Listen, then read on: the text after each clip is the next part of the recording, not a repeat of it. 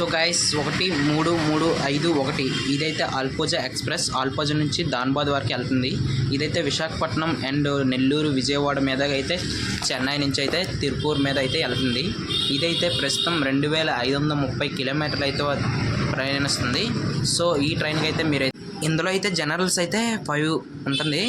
So మీరైతే హ్యాపీగా వెళ్ళచ్చు. అండ్ మీరైతే చాలామంది చెన్నై అండ్ తిరుపూర్ మధ్య వెళ్తుంటారు, కానీ అందరూ అయితే మాత్రం కంఫర్టబుల్గా అనిపిస్తుంది. బట్ అయితే ఒక్కొక్కసారి అయితే మాత్రం చాలా రద్దీగా అనిపిస్తుంది, ఎందుకంటే కంఫర్టబుల్గా ఉండదు.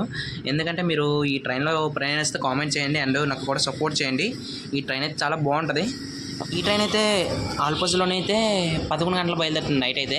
నెక్స్ట్ డే మాత్రం విశాఖపట్నం విజయవాడ నెల్లూరు మధ్య నడుస్తుంది. ఆ నెక్స్ట్ డే అండ్ చెన్నై మీదుగా తిరుపూర్ నుంచి మనం అయితే ధాన్బాద్ చేరుకోవచ్చు. సో ఈ ట్రైన్ అయితే మాత్రం ఇలా నడుస్తుంది.